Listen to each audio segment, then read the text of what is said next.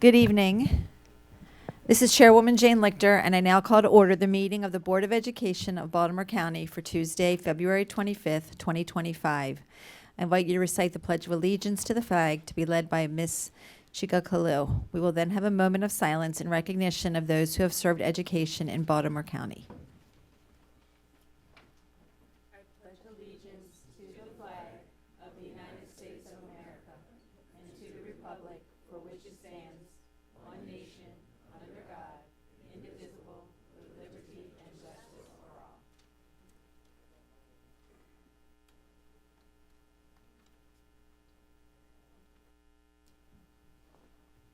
Thank you.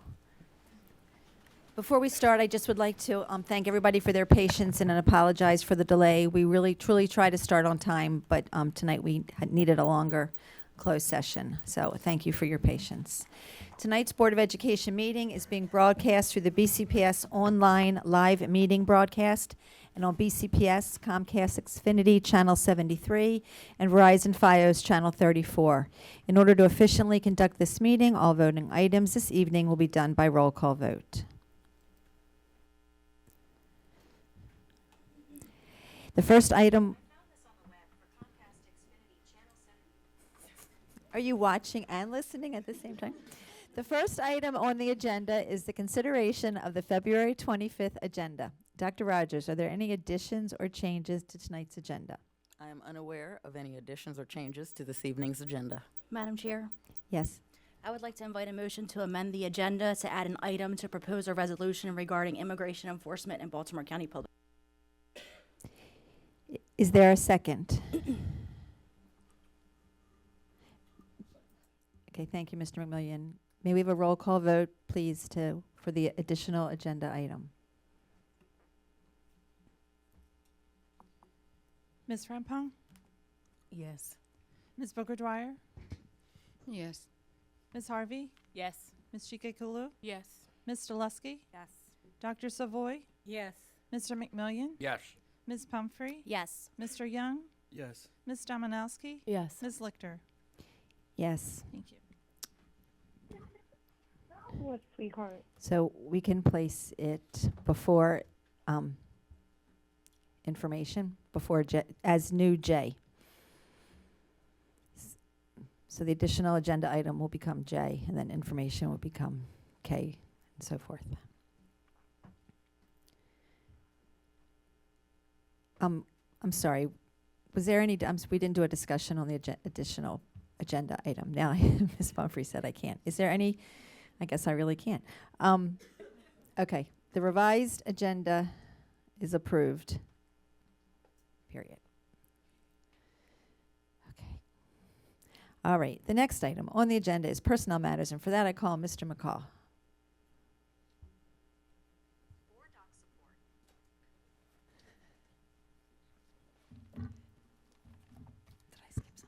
Good evening, Chair Lichter, Vice Chair Harvey, Superintendent Dr. Rogers, and members of the board. I'd like the board's consent for the following personnel matters. We have retirements, resignations, and certificated appointments. Do I have a motion to approve the personnel matters as presented in Exhibits D1 through D3? So moved, Stelusky. Thank you. Do I have a second? Second, Frempong. Thank you. Any discussion? May I have a roll call vote, please? Ms. Frempong? Yes. Ms. Booker Dwyer? Yes. Ms. Harvey? Yes. Ms. Chike Kulu? Yes. Ms. Stelusky? Yes. Dr. Savoy? Yes. Mr. McMillian? Yes. Ms. Pumphrey? Yes. Mr. Young? Yes. Ms. Dominowski? Yes. Ms. Lichter? Yes. Thank you.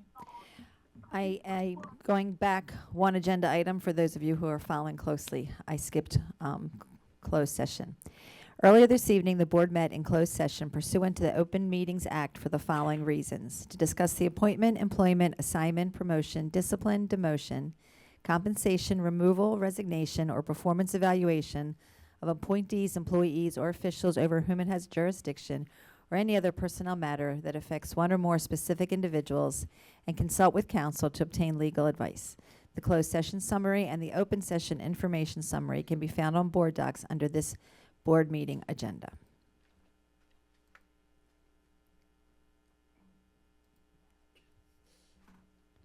The next item on the agenda is administrative appointments, and for that I call on Dr. Rogers. Thank you. Madam Chair Lichter, Vice Chair Harvey, and members of the board, I'm bringing forward the following administrative appointments for your approval. Principal, Mars Estate Elementary School, and Specialist, Research, Department of Research, Accountability, and Assessment.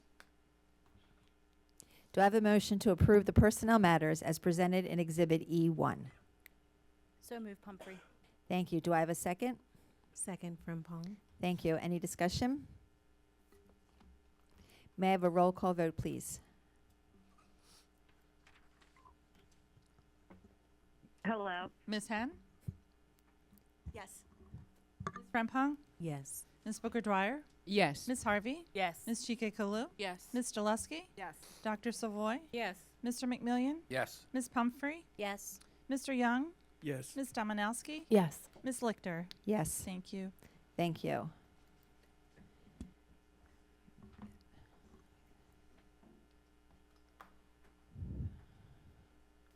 Dr. Rogers. Oh, sorry. Thank you. Our first appointment this evening is Shelby Bardoff. Shelby, please stand to be recognized. Shelby is attending with her father, Sam, and is being appointed as the principal. Please rise, sir. Thank you. And is being appointed as the principal at Mars Estates Elementary School. With 22 years of experience with Baltimore County Public Schools, Shelby's prior experiences include classroom teacher at Scotts Branch Elementary, Glenmar Elementary and Dundalk Elementary Schools, and assistant principal at Hawthorne Elementary and Shady Spring Elementary Schools, and she's joined by both principals this evening. Congratulations. So, Shelby.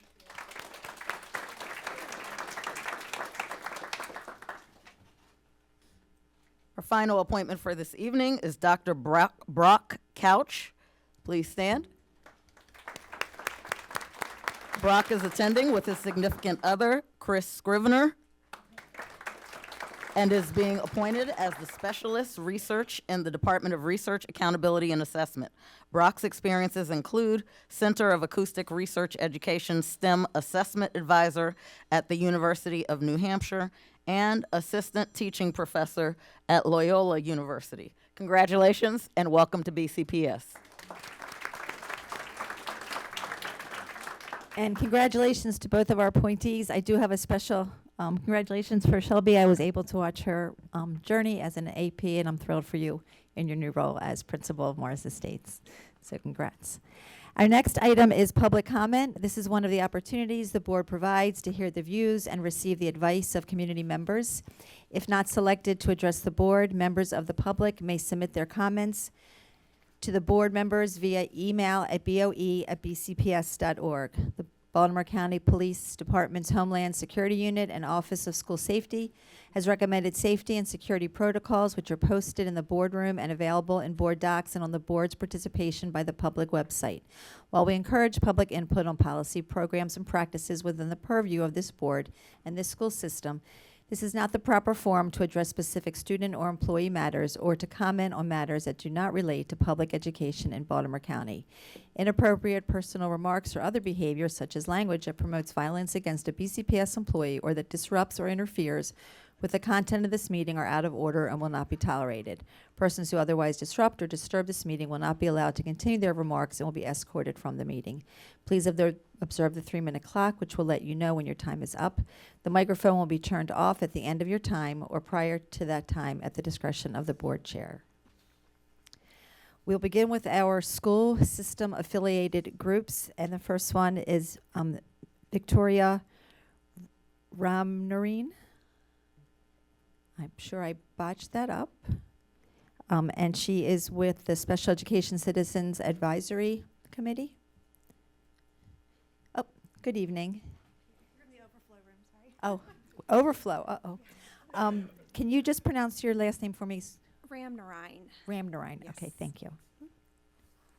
Well, good evening, everyone. My name is Victory, and I am a co-chair of the Baltimore County Special Education Citizens Advisory Committee and the mom of an autistic 7-year-old student who attends school here in Baltimore County. You recently learned about my son in December as I shared his story of playing in his first piano recital and how he's starting to have his first mini conversations with me.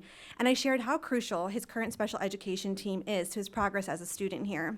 I wanted to give you a bit of an update. This past weekend, my 7-year-old insisted on giving a congratulatory speech at my niece's Sweet 16, and my face still hurts from smiling so hard about it. While I like to take credit for his microphone skills, I can also credit his in-school speech therapy for helping to build his speaking skills. My son was also recently accepted for 2 piano pieces at his school's talent show. And while I credit his piano lessons, I credit his IEP required occupational therapy services that's where he works on his fine motor skills. He also continues to increase in his conversation ability. While I credit our work at home, I am quite confident that his BCPS teacher-created weekly lunch bunch groups have helped him to develop his conversation skills as well. Tonight, there'll be a vote on the budget, so it feels imperative to remind you that the proposed budget prioritizes funding for special education, which includes critical related services such as speech and occupational therapy, as well as special educators. But the conversation doesn't end there. We need extra training for these individuals who interact with all of our students. We need programming, but we also need accountability and IEP facilitators whose only job is to facilitate. And if you'd like to learn more, I'd like to invite you to attend a monthly CCAC meeting. Just a few years ago, my son was diagnosed as severely autistic. I didn't know if he'd ever speak. I didn't know if we'd ever attend typical school with typical peers. But without a doubt, his team is working hard to ensure inclusion, confidence development, and overall skill development. And all of their efforts trickle over and have an effect on his daily life. Voting for the budget ensures that kids like my son have a chance to not just survive, but also to thrive. Voting for the budget ensures that kids like my son have access to adult professionals, paraprofessionals, adult assistants, and special educators who can drastically change their lives. And I know there's so many things that we can spend funding on, but we cannot allow special education to fall by the wayside. While I know that our special education experience is not universal, I also know that every student should have the opportunity to reach their fullest potential, regardless of their diagnosis or abilities. And that starts here, with a fully funded, fully supported BCPS special education team and school. So vote yes for the proposed budget. Vote yes for these life-changing services, and please vote yes for my son. Thank you so much. Thank you. Our next speaker is Edwin Perez from the Baltimore County PTA Council.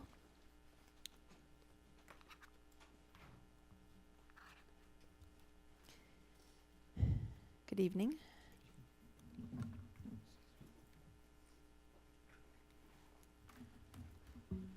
Good evening, Dr. Rogers and members of the board. My name is Edwin Perez, and I'm the chairperson of the Multilingual Community Partnership, a subcommittee of the Family, School, and Community Partnerships Committee of the Baltimore County PTA Council. The Baltimore County PTA Council has been closely tracking recent policy changes and potential legislation. I'm here to share our position on 2 concerns affecting our BCPS children, youth, families, and staff. First, I'm providing an update on a national PTA position statement that addresses the change in guidance affecting immigration advocacy and the protection of our students' rights. The change in guidance specifically addresses mixed status families. What is a mixed status family? According to the National Immigrant Law Center, a mixed status family is a family whose members include people with different immigration statuses. One example of a mixed status family is one in which the parents are undocumented and the children are U.S.-born citizens. The PTA believes that all children, regardless of their immigration status, has the right of access to a quality public education. School-aged children from immigrant and mixed status families may themselves be undocumented in various forms of immigration status, legal permanent residents, or U.S. citizens. They may live with family members and caregivers who are also of varying types of immigration status. Policies that create additional barriers to accessing free K-12 public education premised on immigration status harm not only undocumented immigrant students, but also students with legal immigration status and U.S. citizen children in mixed status families. We encourage the board to continue to work alongside the Baltimore County PTA Council and members of their local school community, educator unions like TABCO, and immigrant advocacy groups like CASA to safeguard the rights and services for children in immigrant and mixed status families. Our second concern addresses our position related to the Healthy School Start Times Bill. A few years ago, the PTA Council voting delegates adopted a position on supporting later school start times. Both the Free State PTA and the Baltimore County PTA Council support the Healthy School Start Times Bill, House Bill 1015, which had its hearing yesterday, and Senate Bill 468 has a hearing on March 5th. If passed, the combined legislation would require that beginning in the 2027-2028 school year, each public middle school and each public high school begin instruction not earlier than 8 a.m. and 8:30 a.m. respectively. According to the 2022-2023 Maryland Youth Risk Behavior Survey, a major factor in chronic sleep deprivation is the well-documented biological shift in adolescent sleep cycles, resulting in youth falling asleep later and waking up later than adults and siblings. Data also show that teenagers' sleep-wake schedule are misaligned with early school bell times, which can negatively impact student health, safety, attendance, performance, and graduation rates. In 2022, Anne Arundel County Public Schools transitioned to new school start times, including later start times for elementary school. This new start time were intended to improve student and staff health. We encourage the board to support the Healthy School Start Times Bill to keep our BCPS students and staff healthy and safe, and to improve student attendance and increase student academic performance. Thank you. Thank you.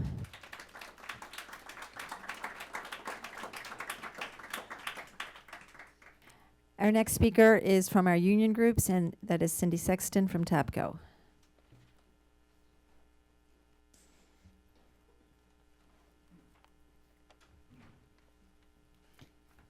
Good evening. Good evening, Chair Lichter, Vice Chair Harvey, Dr. Rogers, and members of the board. Thank you for the opportunity to speak tonight. And thank you also for the immigration enforcement crosswalk information we received yesterday. As you have probably heard, the TABCO Representative Assembly, our highest governing body, held an emergency meeting on February 13th and put forward the directive to advocate to the Board of Education of Baltimore County to adopt a safe zones resolution and the incorporated policy to protect schools as safe learning environments regardless of national origin or perceived national origin of our students. There are TABCO members here tonight in support of this request and, of course, of our students. While the immigration enforcement crosswalk is invaluable, codifying a policy shows the strongest commitment by the Board of Education as affirmed on the BCPS website. A policy is a statement of the vision, goals, and principles or position of the Board of Education to guide and direct the superintendent and the staff. We ask you to adopt a policy as just one part of showing your commitment to all of our students, regardless of their immigration status. Now, part two is the budget. And I just want to be crystal clear that, yes, our compensation package is important. We all stood together in celebration, school system leadership, the county government leadership, and all 5 unions. We did the hard work to get an agreement, and we are rightfully proud. TABCO has had speakers at all of the county executives' budget town halls, with a possible exception of one due to illness. Board members are sharing during those meetings not only about the compensation, but also the ongoing need for smaller class sizes, more support for our newest educators, especially those conditionally certified and special educators. Our students need their educators. We must do all we can not only to honor the negotiated agreements, but to be sure the supports are in place for our students and educators so that the data continues to move in the direction we need it to go. TABCO members also went to Annapolis last night, and we had many conversations with our legislators around funding on the state level.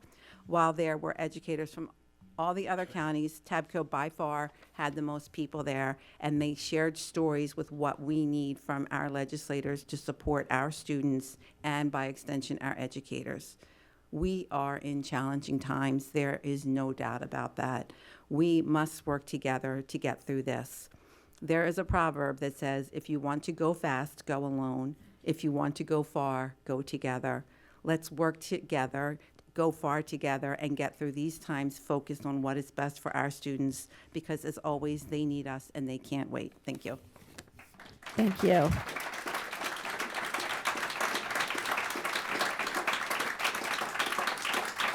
Our next group is nonprofit community groups, and the first speaker is Crisali de los Santos.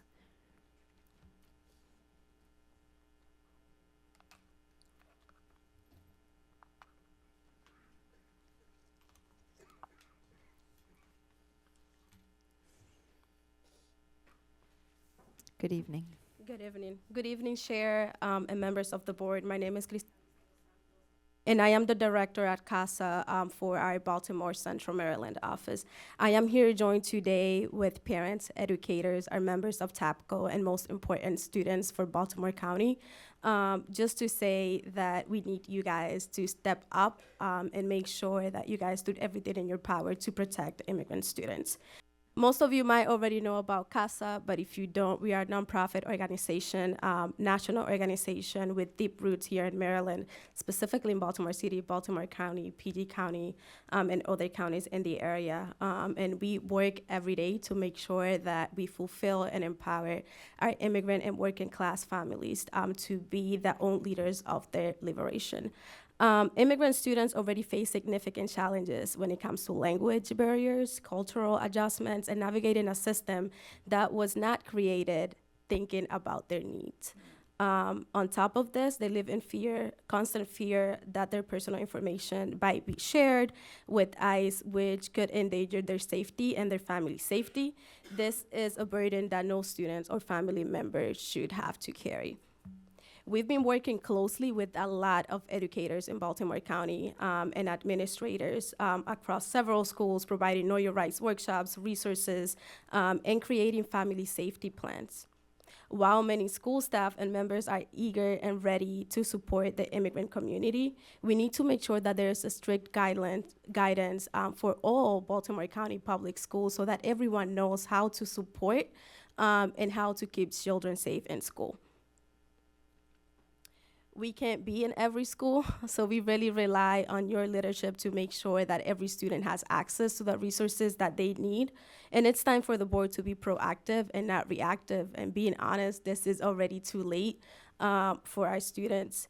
Waiting for another incident, it's no longer an option. We need to make sure that there are both actions, ensuring that there is a resolution, but also thinking about a policy that really it's built up into how we can support our students, how every member of the school system knows how to support, how to share resources with family, and what to do in case ICE does show up in a school. This is not just about making a choice tonight. This is about fulfilling your leadership responsibility and protecting our most valuable members of the school community, which are our students. And also making sure that students and family know that they're safe, knowing what are the protections in place to support, to keep ICE out of school. I'm here today again with many students from Baltimore County, and I hope that you guys get to listen directly for them. For me, it's extremely important that students are also a voice in the table. I've asked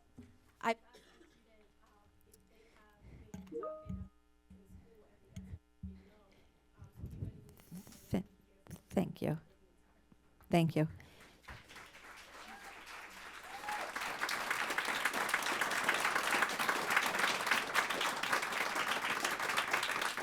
Our next category, we have one person that is signed up for nonprofit community group on the wait list, and we have a space. So the next speaker is Ahasomik Dahan.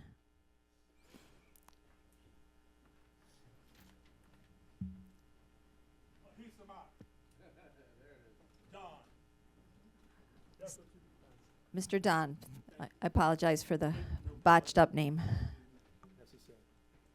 It's a little difficult. Thank you all. Thank you. And Madam Chair, thank you and your colleagues for this moment to talk about our program.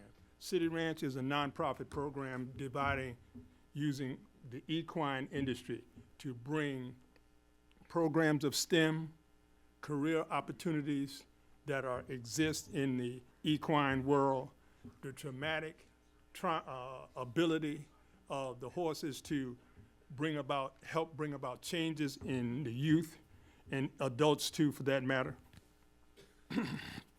Excuse me. And we found out that livestock on the campuses of Baltimore County is not permitted, and we want to take the necessary steps to make sure that this kind of activity is available for all of the students in Baltimore County, in that so where we have the traumatic services through the horses. The STEM program is in a function of horses, the things that are involved in the developing the equipment, the research that is done for the medicine that the horses have to take for various conditions. And also the career. Maryland is the second or third largest equine program horses in the country. And the children are not getting exposed to it. This is a way to get them exposed. We bring programs and we have license, we have insurance, all of the necessary parameters that are important to make it happen. We have doctors, horses are vetted by the veterinarians so that they are sound and safe. The individuals who are working with the children have been evaluated for their skill set as well as meeting all of the necessary positions that they health, they know criminal background, etc. Those kinds of things are checked out before the person can come and work on Baltimore County School to work with the children. All of those things are in process. And what we want to do is start the conversation of how do we get the door open so that we can make this sign of service available for the children in Baltimore County. Thank you. Thank you all. Thank you. Next are individual citizens and student groups, and our first speaker is Mr. Hopewell, who is online virtually. Good evening, Superintendent Rogers, Chair Lichter, Vice Chair Harvey, and board members. My name is T. Russell Hopewell. I'm a former teacher and principal in Baltimore County Public Schools. I'm here today in full support of Superintendent Rogers' fiscal year 26 operating budget. This budget supports critical areas of our school system, in particular, supporting, hiring, and retaining our teachers. This budget also supports community schools, which are a huge success, invest in early childhood education, special education, and our growing ESOL students. This budget invests in our students' future by providing essential resources needed to sustain recent academic gains and will ensure that we keep moving forward, not backwards. The recent State Board of Education report card on local schools saw BCPS make critical gains in our academics by closing the achievement gap, increasing our graduation rates, and also increasing our star rating across the board and lowering chronic absenteeism in Baltimore County Public Schools. 66 BCPS schools earned a 4 or 5 star rating, a significant improvement over the previous years. It is imperative that we fund this fiscal year 26 operating budget, especially after receiving those noteworthy Maryland state test results. BCPS is at a critical point in our school system history. Budgets are tight. The state has a $3 billion structural deficit that makes it even more urgent for local school systems to be fully funded. We must not retreat now. We must keep moving forward. Our future depends on what we do today. In closing, thank you, Superintendent Rogers. Thank you, school board members, for being good stewards of PCPS by investing in our own precious assets, our children. Have a good evening. Do the right thing and fully fund this budget. Thank you. Thank you. Our next speaker is Ms. Sharon Serhoff.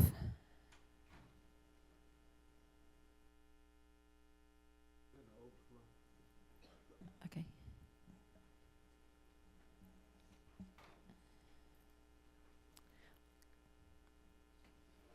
Good evening. Good evening. Long time no see. Thank you for letting me speak tonight. I want to give you a picture of what DEI is in the schoolhouse. Kind of inform you and give you food for thought.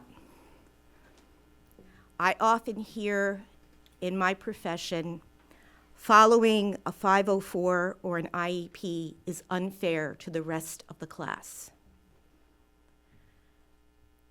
We need to change that mindset.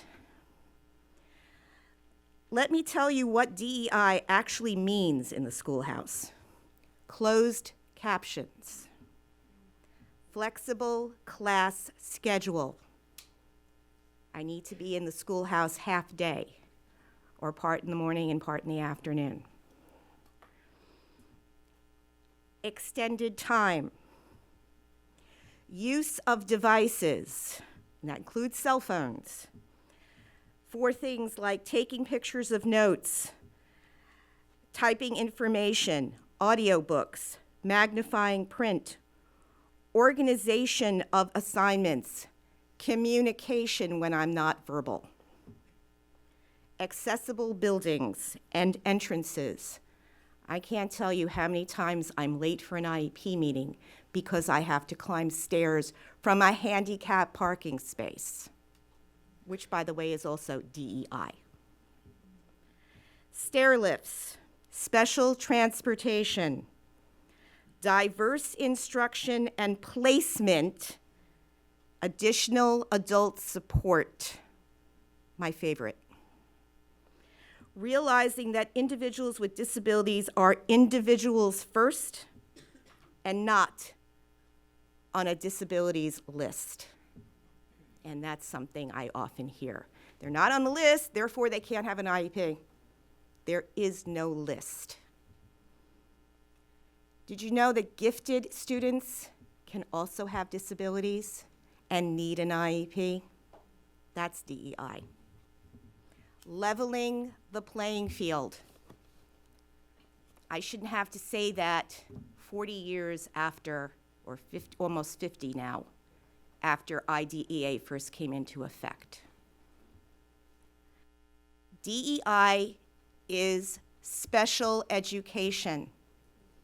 We need to be willing to communicate to parents how to find that education for their students and be transparent about it.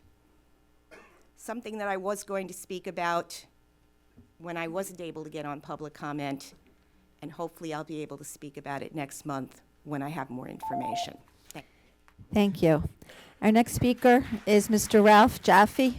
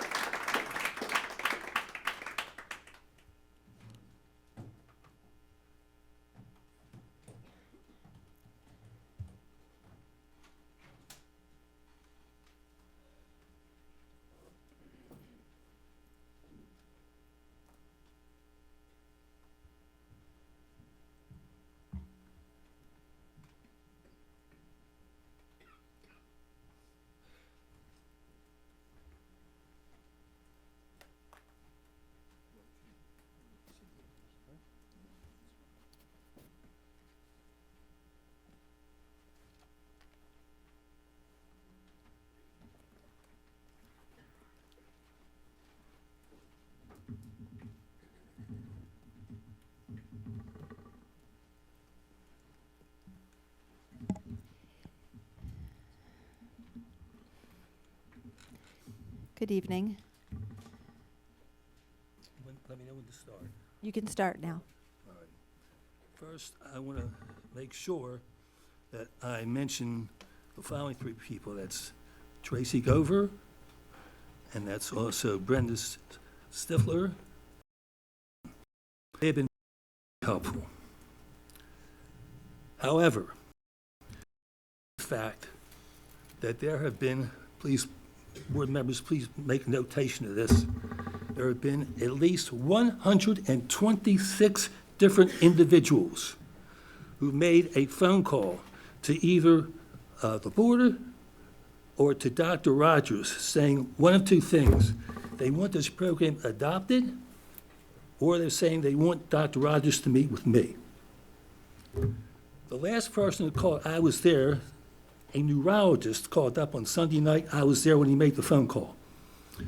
So yesterday, I got a call at 4:30 from Brenda Stifler saying, Mr. Jaffe, you don't have to get the superintendent's approval. There's a process that you have to go through. I said, well, what's the process? He said, well, you'll have to ask the person that's going to call you today. And I spoke to Susan Hahn for an hour and a half. 1 hour and a half I spent talking to her. And she said to me, she's going to have to get more information because she doesn't know what the process is. What I think is it's a flawed process. Ladies and gentlemen, this program is designed to take kids who need help and make them productive citizens so they don't wind up being like a 15-year-old girl in Madison, Wisconsin that shot 2 students and 3 students and wounded others. But in order to do this, you've got to understand what the program is. It's designed to take these kids and give them something they've never had before. Real love. Giving it, in other words, we're not changing the curriculum, we're changing their mindset, their attitudes, so they feel that I can become a productive person. And this program isn't going to cost the taxpayers 1 penny. And this has been going on for more than over a year now. And we still, as far as I'm concerned, are not where we need to be. I'm going to say this for hopefully the last time tonight. Heaven forbid, if 3 months from today, there's a horrible shooting in one of the schools in Baltimore County. And this board has not done what they need to do to get this program moving before it's too late. It's going to cost you any money. It's going to save lives. I can't understand why we can't get this done. So I'm asking you again, do you have any questions? I want to commend Ms. Harvey. She asked me a question the last meeting I attended. So what are the roadblocks? Thank you. Our next speaker is Heidi Owens. Hi, everybody, and good evening. My name is Heidi Owens. Just 1 second.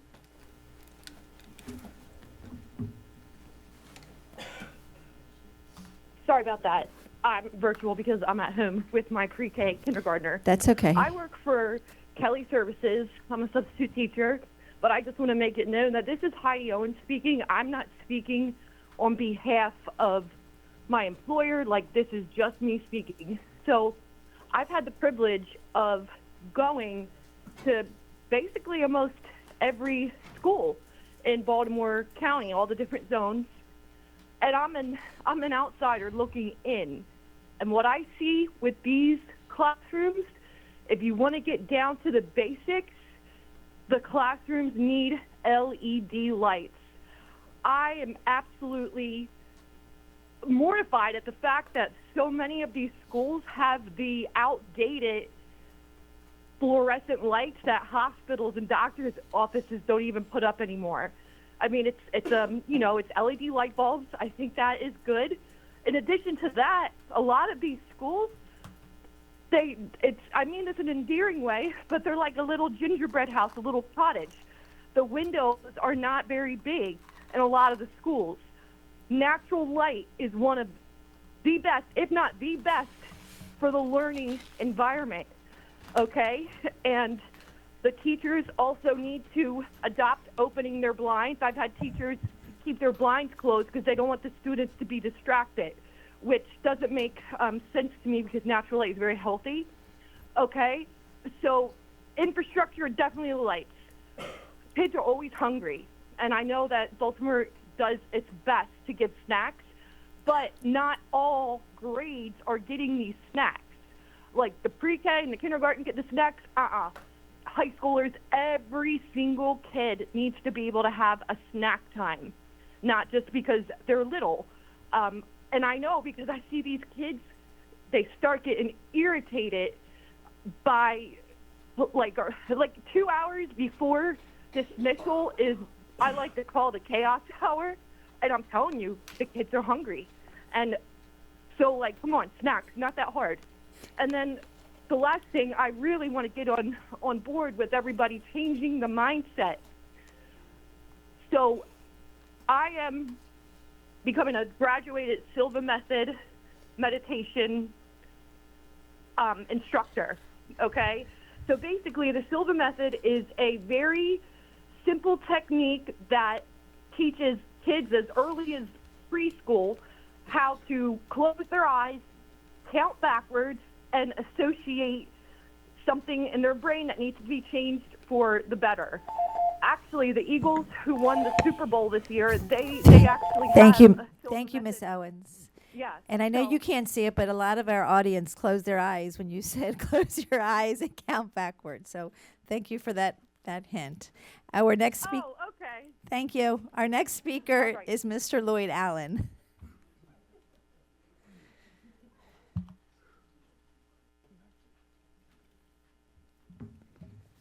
Good evening. Good evening, Chair Lichter, Vice Chair Harvey, Superintendent Rogers, and members of the board. Thank you for your time. I'm Lloyd Allen, he, him, special educator in mathematics, speaking as an individual. I began my career at a comprehensive school that had programs to serve several distinct populations.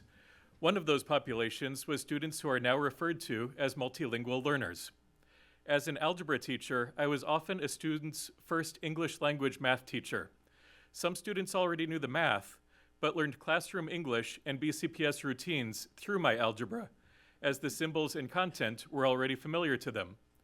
The ESOL chair helped me to learn to slow down my sentences, to separate my words. This also helped students who were not identified as multilingual learners, but who found my language of mathematics to be novel and difficult. Our students of Baltimore County are the future strength of Baltimore County, all of them. My students now are computer programmers, college admissions officers, math teachers, military police, pre-K teachers, bankers, lawyers.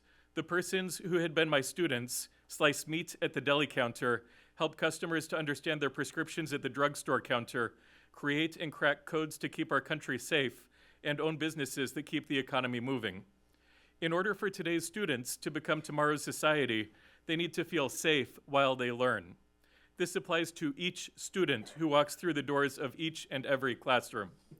Thank you, Dr. Rogers and administration, for providing guidance over the last month, affirming that Plyler v. Doe applies and that our students have the right to learn. Thank you for providing and updating guidance about what action staff members should and should not take. These emails and procedures are very important, but emails sent now will not help staff hired in August. Our students need a resolution that they are valued, and our future staff need policies and rules so that we know the actions that we take are backed by you, our employer, our board.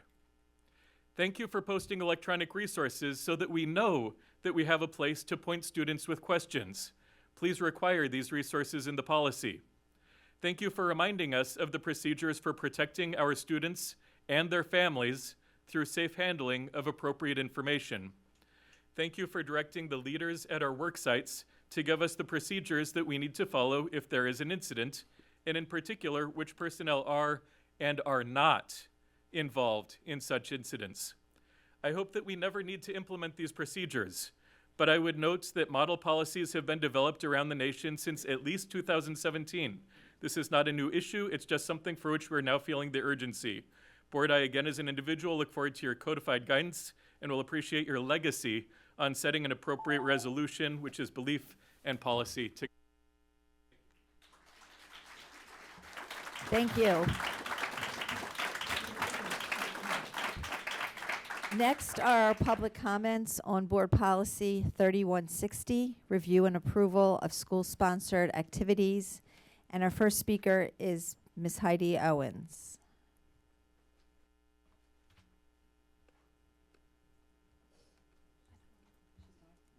I think she may have signed up. Our next speaker for Policy 3160 is Bash Farone.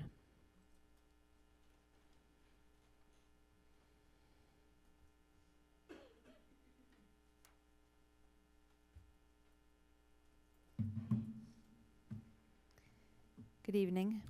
Good evening to all. Thank you all for your work. I don't know if you can hear me. Policy 3160 speaks about the board prohibits activities identified as high risk. That's line number 14, 15. So, Madam Chair, PRC, I'm just really asking. My thought is, the policy basically specifically says about high risk. how about medium risk, all right? Does that mean medium risk doesn't really count? So for me as a physician, obviously, the highest risk activities are the activities that could potentially lead to loss of life. That's really high, all right? Medium activity may be injury for a hand or loss of a finger or something like that. Still, it's not acceptable. So the policy does not really specify anything in relation to that, and it does exclude medium risk and lower risk.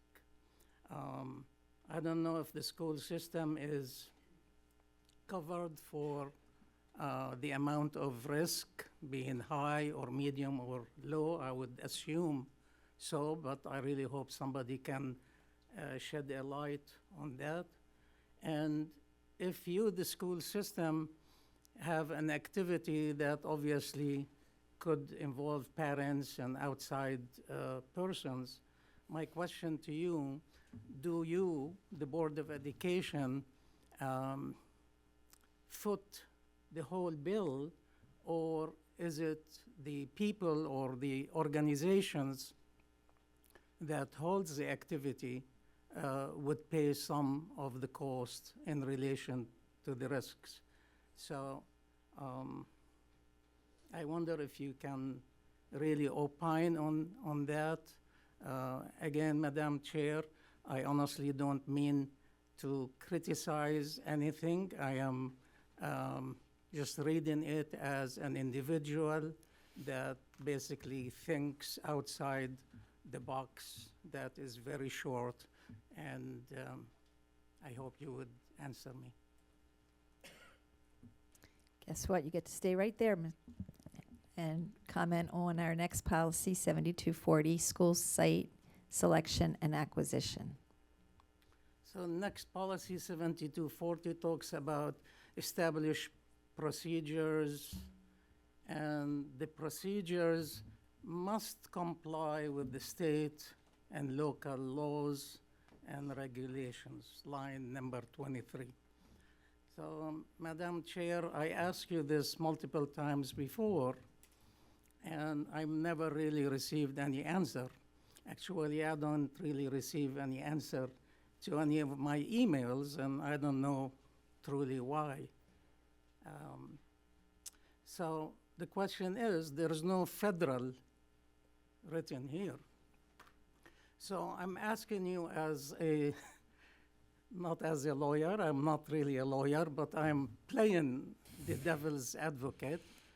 Does that mean that the superintendent or the school system is allowed to violate federal law? Because it's not really mentioned there. It's mentioned local, which is the county, and state, which is the state of Maryland. And of course, my previous question is about why do you state the obvious? Then you say in line 24, shall be responsible for recommending the site of acquisition. I honestly don't like this language, and I'm just going to tell you how I feel about it. You have two responsibilities that are the most important. One is choosing the superintendent, and one is the budget. The rest is kind of here and there. So, you know, what does that really say that you are saying about responsibility of the superintendent in a policy that is common sense? You know, why do you have to say the obvious? It's almost like when you're driving on 695 and it says, put your wipers on when it is raining, all right? Does that really make sense? Is there somebody that is foolish enough that it's raining and they don't put the wipers on? I guess maybe there is, but we have a very good and educated and capable superintendent, and the policy, I think, is stating something that is trivial, in my opinion, as a citizen looking from this side towards you. I don't know why you do that, and I'm worried that there is no word federal there.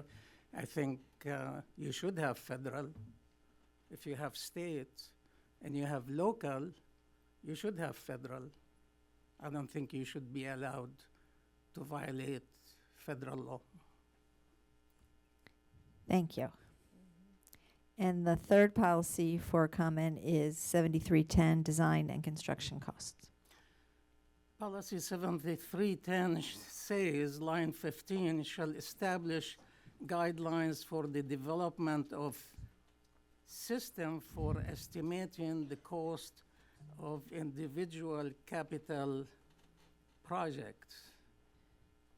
And again, it's similar to my critique before. I mean, do you really have to specify to the superintendent that he or she have to establish the guidelines, you know, for estimating the cost? And it raises another question is, if you specify something like this that is so common sense, then why don't you specify other things that are common sense? All right, it's, you know, the job of superintendent in relation to financing, acquisition, et cetera, is not really just making guidelines. It's much more to it, especially we are a big system. We are the 25th or 26th largest system in the United States, the second or maybe the third in the state of Maryland. So in my less than a minute left, Madam Chair, if you accept my criticism, I ask lots of questions and I really don't get any answers. And of course, I come here and I take 3 minutes, time 3, that's 9 minutes. If you answer my questions, whether by phone or text or email or in person, hopefully with a handshake, not with the security getting me out like last year, then it's solved. You know, there is no need to keep raising the same issue. And, you know, when I go and have a haircut, I give $5 a tip, and the person who did my haircut is really so happy with the $5. I'm giving you $16,000 of county taxes, umpteen thousands of state, and of course you don't get much of federal, but I pay so much federal taxes, it's nauseating. And I really don't get any answer to any of the questions I have. I think it's something that you might want to consider. Councilmen, they answer. Delegates, they answer. The president, the answer. I mean, everybody answer. School board don't. I don't know why. Thank you. Thank you. The next item on the agenda is unfinished business, the superintendent's proposed FY 2026 operating budget. And for that, I call on Dr. Rogers. Thank you. Good evening, Chair Lichter, Vice Chair Harvey, members of the board. We have a PowerPoint, and it's up. Thank you. We can move to the next slide, please.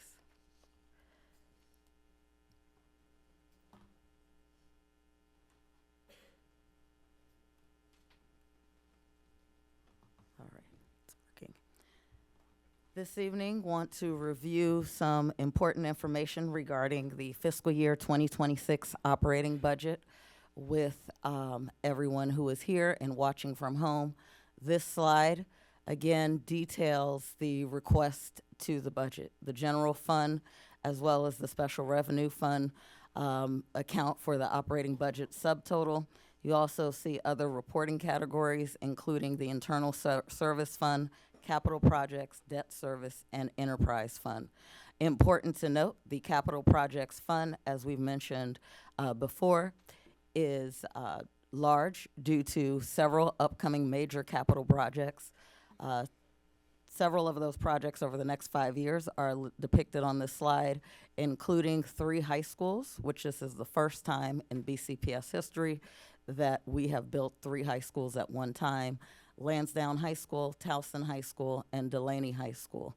Towson High School and Delaney High School have a price tag of more than $250 million, followed by Lansdowne High School for $204.7 million, and 2 elementary schools, Scotts Branch and Deer Park Elementary School. Before we talk about the process and next steps, I think it would be appropriate to ground ourselves in why we are making this request on behalf of the 111,000 students that we serve. This slide depicts different external markers that account for our progress as a school system. You have seen these measures before, with the exception of graduation rate that was released today by the Maryland State Department of Education. We are extremely proud of our students, as well as all of our staff members who have worked so hard to ensure that for a second year in a row, Baltimore County Public Schools has made progress in graduation rate. But this year, our progress almost doubled the rate of last year, with specific information that we shared with our families and our communities around the schools and their progress in graduation rate. Would want to call to everyone's attention some specific school highlights. Our top graduation rates for the class of 2024 were Western School of Technology, followed by Eastern Tech and George Washington Carver. 12 high schools saw an increase in their graduation rate. 5 high schools saw an increase in their graduation rate for 2 years in a row, including Owings Mills High School, Patapsco High School, Sparrows Points High School, Western Tech, and Woodlawn High School. Parkville, Owings Mill, and Woodlawn High Schools, the 3 of them represented the greatest 1-year decreases in 4-year dropout rates. And for student groups receiving special services, our 4-year graduation rate improved for students who were economically disadvantaged and multilingual learners. Our Hispanic students, Hispanic Latino students reported the largest increase in graduation rate with our multilingual at 6.69 percentage point and 8.31 respectively. And as I mentioned, the top 3 increases were at Parksville High School, were number 1, more than 9%, followed by Owings Mills, 5.13%, followed by Woodlawn High School, who made significant gains for the 2nd year in a row. Their graduation rate increased by more than 5 percentage points as well. And so we absolutely congratulate our high schools and the schools that we mentioned for this increase across Team BCPS, but I think specifically related to the budget, this is why we are making the request on behalf of our 111,000 students. We are seeing momentum across the board, from the most important, chronic absenteeism, making sure that students are coming to school, all the way to when students leave us to pursue their post-secondary careers, and everything else in between. We want to continue to move forward on behalf of all of our students who are counting on us. This proposed budget prioritizes 2 main things. It prioritizes recruitment and retention by honoring year 2 of a 3-year compensation package for every single member of Team BCPS. That's all 20,000 employees here. We shared the survey results that more than approximately 3,000 stakeholders responded to around the budget. And whether you were a staff member, whether you were a parent, you were a student, everyone said recruitment and retention is the #1 priority for our school system. And part of that is compensation for staff members that we want to bring on board, as well as staff members who are here, making sure that they remain committed to our students, and our investments in professional learning across the system are paying dividends for our students. Secondly, class sizes.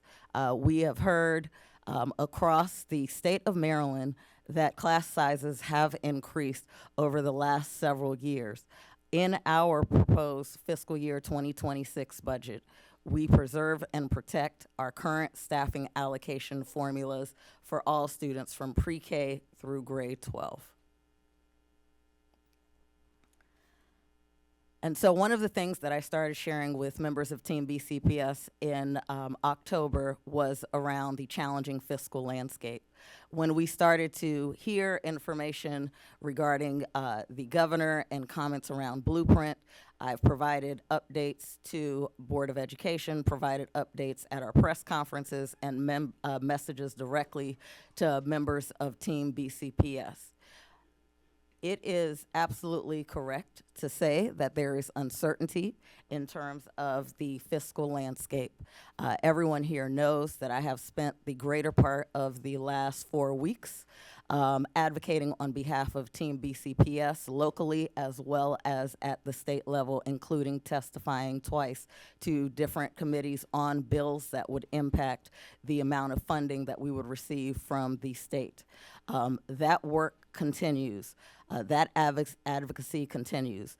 We do know that there will be likely changes from our county in terms of what they can afford, as well as perhaps the state, and there is uncertainty at the federal level.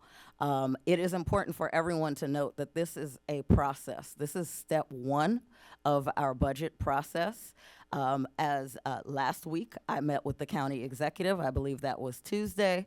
And this week on Thursday, we have another meeting scheduled with our budget teams. We have met just about weekly since the proposal of the budget January 14th.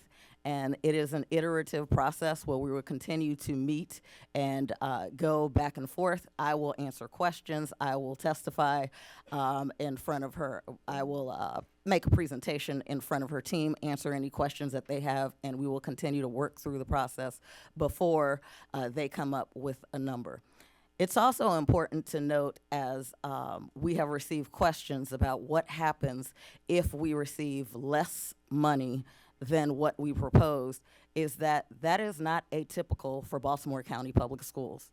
This slide right here shows you our fiscal year proposed budgets from superintendents compared to the amount of funding that we've received from the county.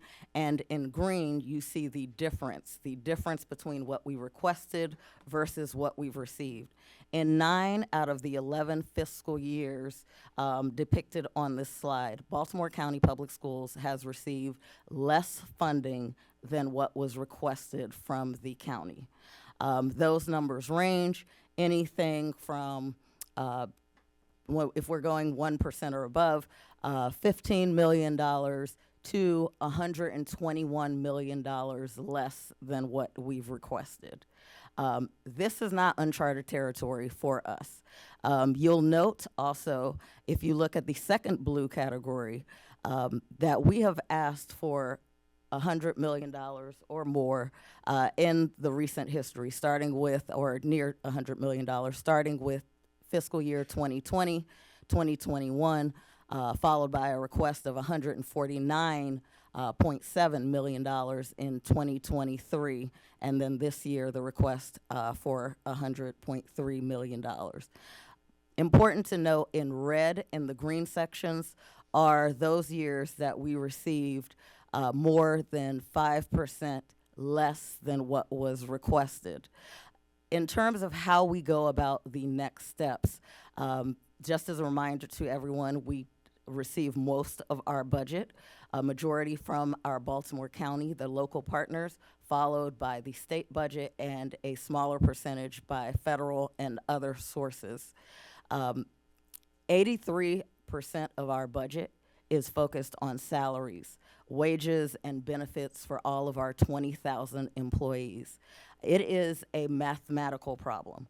Depending on what happens at the next step, when we receive an actual number from our funding partners, that's what dictates our next steps. If the number is smaller, it doesn't necessarily indicate a need to address compensation and wages. However, if it is a larger number, because 83% of the budget is focused on salaries, wages, and benefits, we will employ the same process that we have employed for the last 9 out of 11 fiscal years, which include, okay, not working. Can you advance the slide, please? Which include proposing a budget, a formal request to the county executive. It's also important to note that in all 5 of our master agreements, it requires us, we have agreement, it requires us to submit a full compensation request to our funding partners. And so the next step would be to do that. We would have that iterative process with the county executive and her team. Following that, the county council would review the budget request, and there would be an iterative process with them as well, where they work with our budget team as well as meet with myself, and I answer any and all questions that they have. Any item regarding negotiated agreements or compensation would come back through our established processes. Our established processes regarding negotiation always include updates to our Board of Education in closed sessions.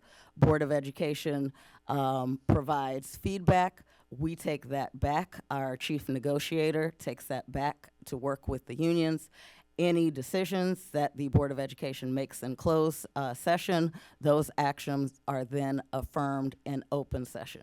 And after the entire process is followed and we have final numbers from our funding partners, then all numbers and information are a part of our adopted budget and a part of the book, the budget book that we post for everyone. And so wanted to spend some time going through that process so everyone would understand what the next steps are, making sure that everyone has factual information around what our obligations are as a school system, what we've committed to all 5 of our unions in terms of full compensation, and answer any questions that you might have. So may I have a motion to approve the superintendent's proposed FY 2026 operating budget? So moved.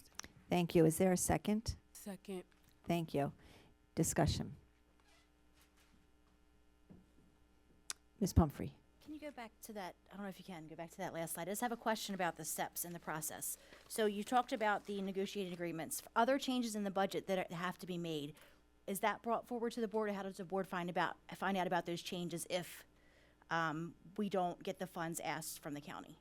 So it all depends on whether or not, sometimes the county will identify the specific reductions. You know, that has happened in recent years. And so we all receive the information at the same time from them. And I think there might be some times where there's opportunity to have conversations. And if there are those opportunities to have conversations, we would be having updates in closed session. Thank you. Other questions? Ms. Dolesky. Thank you. Just a follow-up question to that. So if the funding from, for example, the county changes, would we then come back to, would we then come back to approve based on amendments that need to be made because of the fiscal changes? Or would that just be negotiated between your budget team and the county executive, and then we would just be kept informed but not necessarily have to approve? So you would have to approve, and it's a mathematical formula. So it's based on the number of the reductions. So any large number is going to require us to look at the largest part of our budget, and we would go through our established processes for that. So we would go through the process again? Yes, so Okay. where Ms. Bielski always comes in close, she provides an update, gives you a status union by union. Mr. Saris would come forward along with Mr. Tantliff, cost things out. You would provide reaction and feedback to that. They would go back. It would be an iterative process. In closed, you would take a position, and whatever that position is would be affirmed and open. Great, thank you. Ms. Henn? Yes, Dr. Rogers, thank you. Does the current budget include any reductions in school-based positions from 12 months to 11 or 10 months? And if so, can you share with us which ones and the cost savings of each? So I wouldn't be prepared to talk about classifications. Are you speaking about reclassifications? Reclassifications, and I understand that this may be an issue that's in dispute, and can you speak to that? No, I wouldn't be able to speak to that outside of negotiations around reclassification. Can you confirm that this is an issue that's under negotiations, just to confirm or deny that is an Since issue I don't that- have specific information to what you're speaking to, I wouldn't be able to confirm that at this time. Are there any reclassifications included in this budget that we're about to vote on of school-based positions?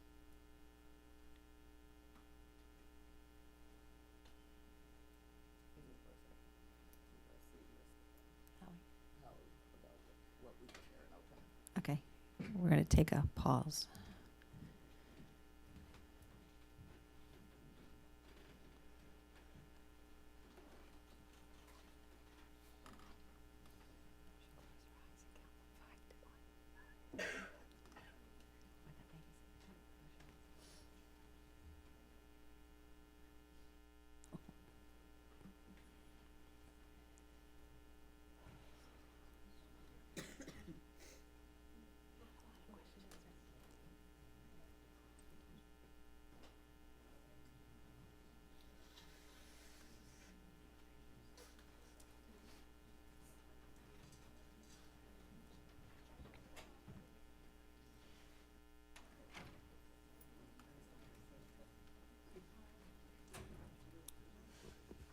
So at this point, that may be a strategy considered, but given that we have not notified any staff, we wouldn't be able to provide any additional information.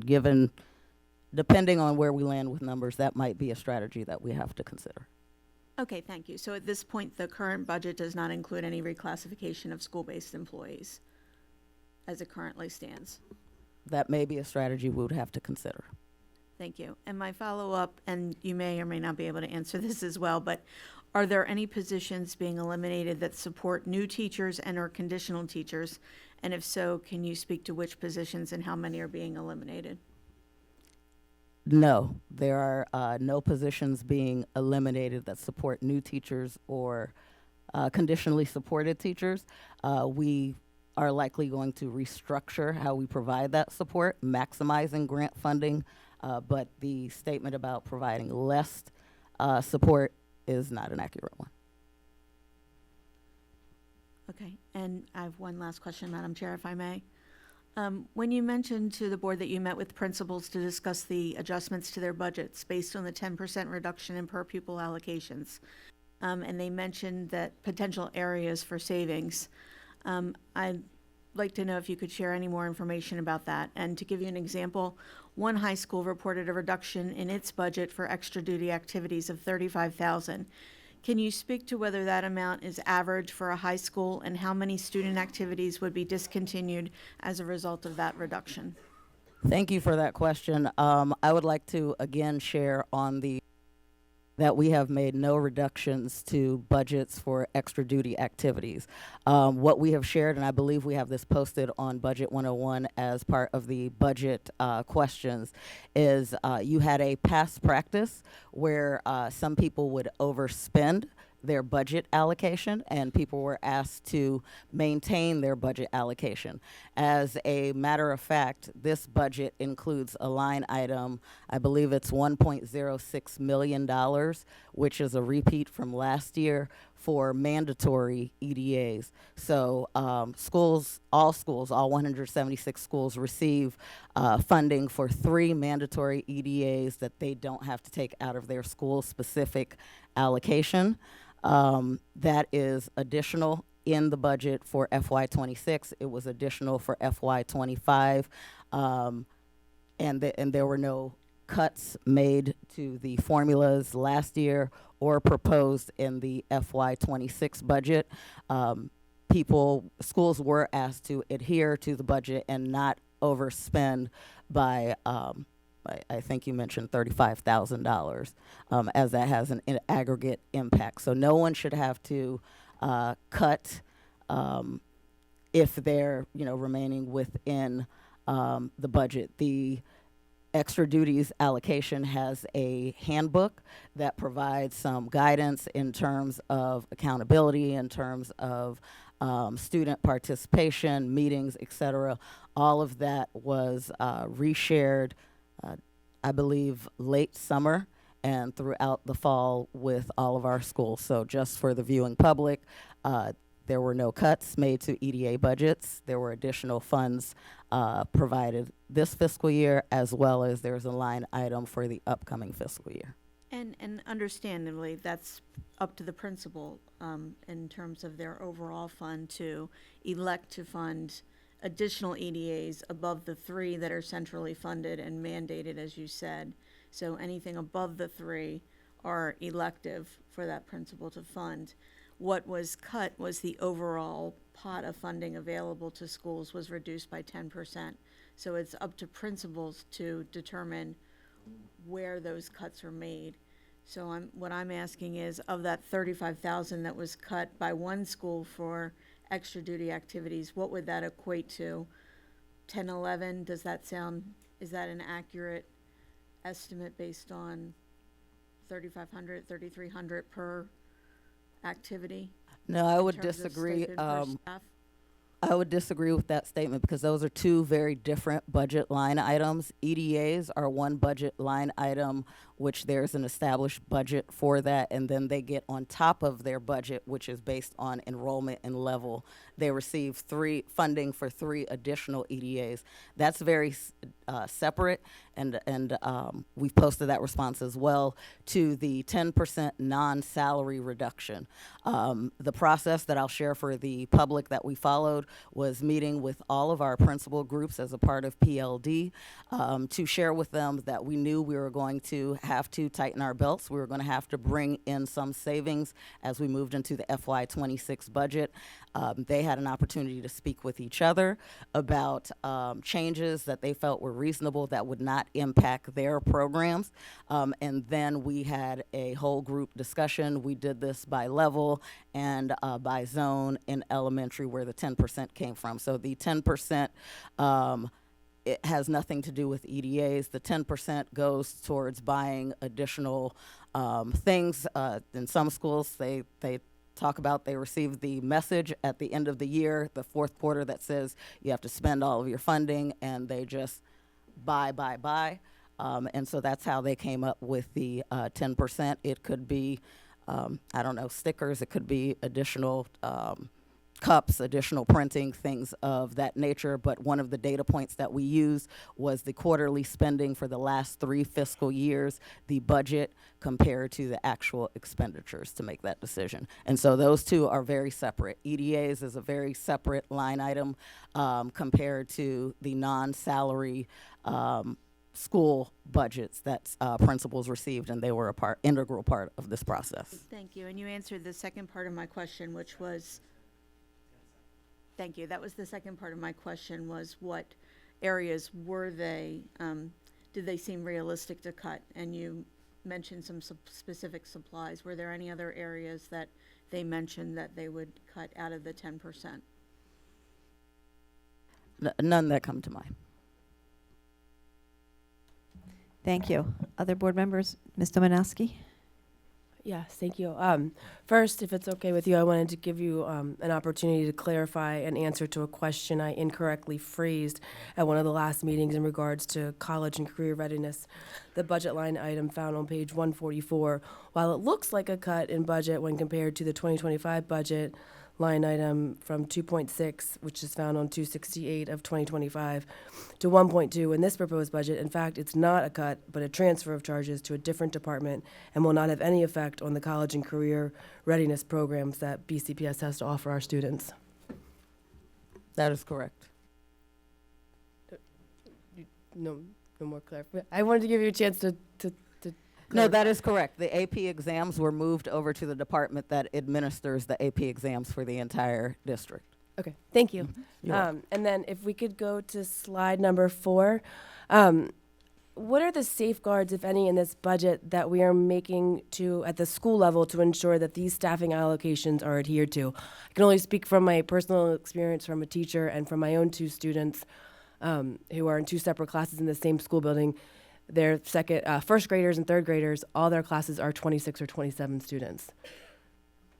And so we have asked principals to not only engage with conversations with their leadership teams about priorities, that if there is an internal decision that's made to, because they all receive one set of allocations, if there's an internal decision that's made to maybe increase the sizes somewhere else and lower the sizes somewhere, to have that conversation proactively with PTA as well as staff, so there can be understanding and mutual agreement about those decisions that are made. In terms of how are we safeguarding, this is the second year in a row we have created a staffing allocation memo. We have our expectations very, very clearly defined in that memo. We have reporting dates that start in June and go through to August, where we're going to pull central reports to check for adherence.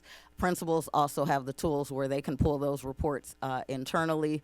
The new staffing allocation tool that we created to make sure that there was that we were allocating according to the formula in schools provides a snapshot for every school to see and ensure that they receive the staffing that they should. But the guidelines that we've provided, as well as monitoring and follow-up from the Division of Schools, and if it's an allocation that comes from curriculum and instruction, as there are many staff members that are allocated from central office, these are the two groups that will monitor throughout the summer to make sure that we're implementing with fidelity, and if there's a change, that's a conversation that happens at the local level with the principal and the stakeholders. I don't know if this is the same thing, but just as a follow-up, if a school building needs like a special educator or any special educator, is that going to interfere with their school allocations as far as the teachers in the classroom? No. No. Okay. No. And then I think I only have one. Okay. Have you considered? No, that's it. Thank you for providing all those salaries, the increases. Are these all the salary increases at all levels that BCPS will be creating? Any? If you have the compensation agreements year 2? Yeah. Yes. So that there aren't any other positions that will be receiving increases, whether it's central office or in the schoolhouse. So the compensation agreements speak to members of bargaining units. And so that covers, including non-represented that go with case. So it covers all 20,000 employees of the school system. Just the union, and non-represented, they follow case. But there was, like, the superintendent's was posted and the chief operating or chief academic officer. I didn't know if there was other, receiving increases as well. So anyone who's non-represented would be in, there's a line item that says non-represented, and they follow the case agreement. I just meant in central office. Yeah, in central office, you have people who are in case, you have people who are in tab code, They you all have are people entitled at to increases as ESBBC. well. That's what I'm asking. All 20,000 employees. Okay. Yes. Thank you. You're welcome. Mr. McMillian? I'm looking at the chart on page 6, the operating timeline, budget timeline. Please, try to help me understand this. We're being asked tonight to vote on a $3 billion budget. And the piece that I find a hard time putting together is, once this leaves us, it goes to the county executive. And the county executive has already come out in the paper a week and a half ago and said that, she's not going to honor X number of dollars. We can expect less. At what point in time do we have the opportunity to address the difference? And I've seen it in past years that, things have, you mentioned that the county executive might, cut something, or the county council might cut something, or you have the opportunity at times to negotiate things. Where are we in that negotiation process? So that's what I pointed to earlier, that we bring that back through closed session. Ms. Bielski gives the updates as she's done in the past. And so anytime it's a large number, it's going to likely impact compensation, and that's where negotiations happen. Okay, so we vote on it tonight, and then later at some point, those numbers will be presented to us, but we don't have an opportunity to really engage on those topics. I mean, And we there's never not a whole do. lot we can do at that point, right? I mean, we never do. And taking a look at the last 11 fiscal years, 9 out of the 11 fiscal years, we received less than we requested, and at least 4 of those 11 years, 4 of those 9 years are by significant numbers. There was a year that we received $121 million less than we requested. We didn't even request $121 million from our funding partners this year. So I'm assuming that you already have a plan on, if the money's less, on how you're going to adjust it? I wouldn't say that I have a plan. I would say that it's prudent to think about what kind of numbers would require us to talk about compensation, and those we would go through the process of negotiations with all of our union partners. So I don't have a number. Once they provide a number, then I'll have an idea of what our next steps are. Thank you. You're welcome. Ms. Harvey? Thank you, Madam Chair. Just so I'm clear, because I understand our obligation to provide good governance for the budget. We are submitting this budget based on the commitments that we made to our staff and our leaders, our students, and our families. And should the county decide that they're not going to fully fund it, then the process is that whatever the difference is, whatever the recommendations are, they would come back to this board, and this board would then have to approve it as the revised budget or the updated budget. So there is no point in time where we would submit the budget, the county would say, we're going to give you this much, not what you asked, and then you submit a revised budget without the advice, the approval, the feedback from this board. That's correct. Thank you. Ms. Frimpong? I just had a question about the allocations. So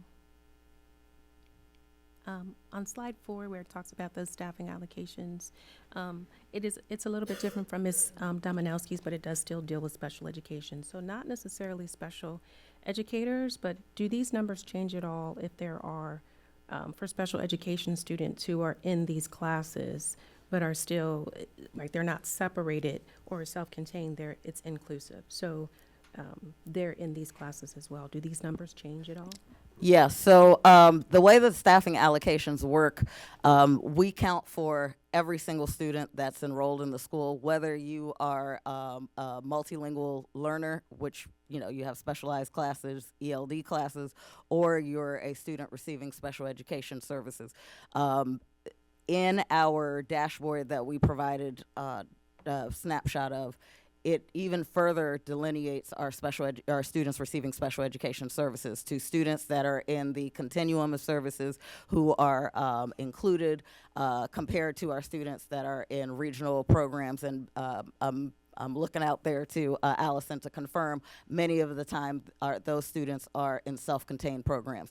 If you look at our staffing allocation dashboard, what every principal received, it gives them the numbers on one side, the enrollment, and then on the second side is the allocation. And for special education, it breaks down every single position, the positions that are for inclusion, the positions that are for regionalized programs, if there are positions for behavior support, para-education, all of that is broken out based on the number of students that are enrolled, and we account for our students to be included in physical education class or in art class, and so they are accounted for in our general classroom allocation as well.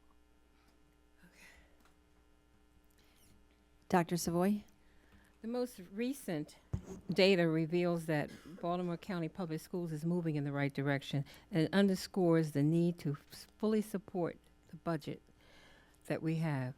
And even dealing with the graduation rates, they're on the rise. And I want to specifically speak to Woodlawn High School, where they had the problem they had a big increase in graduation rates this year. Okay. Thank you. Thank you.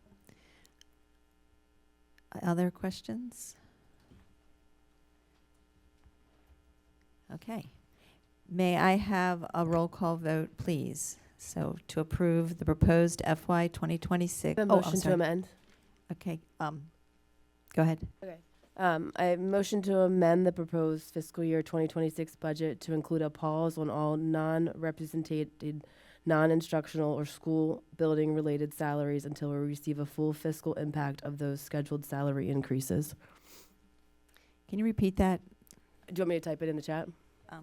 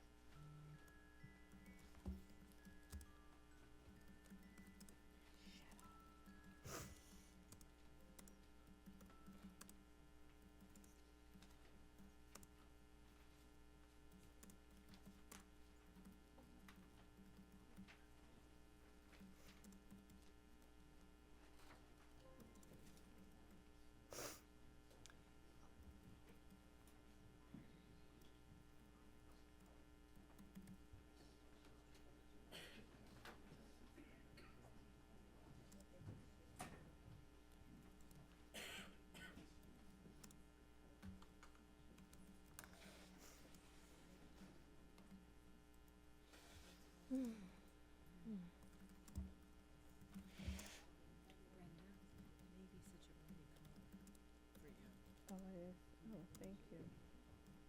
Thank you. She goes.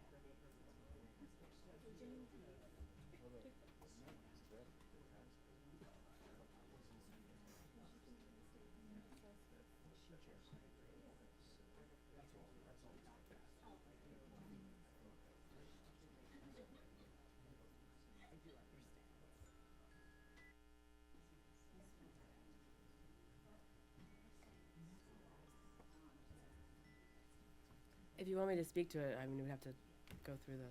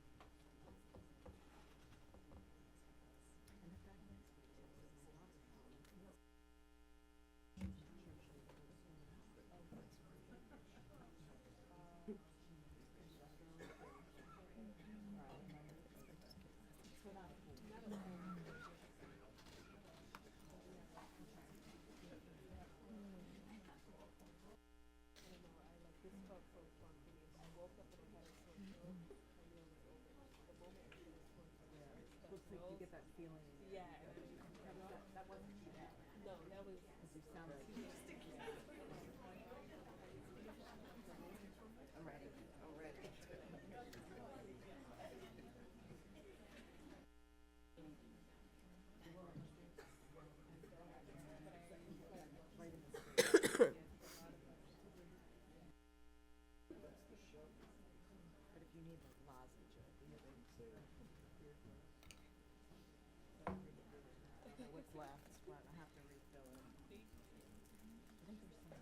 Is there a second motion to the motion from Ms. Domanowski, which is written in the chat?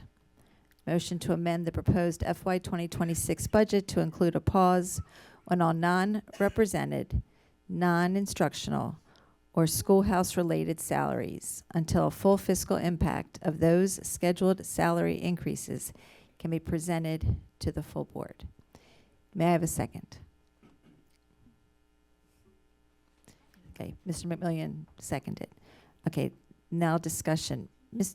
Domanowski, can you explain who you're referring to when you say schoolhouse-related salaries? So essentially, we are given, when you give us the budget book, we have the instructional salaries, we have the school allocations, but when you go through each department level in Board of Education, Superintendent, Chief of Staff, Chief of, all the other ones, all the other non-school related instructional, that.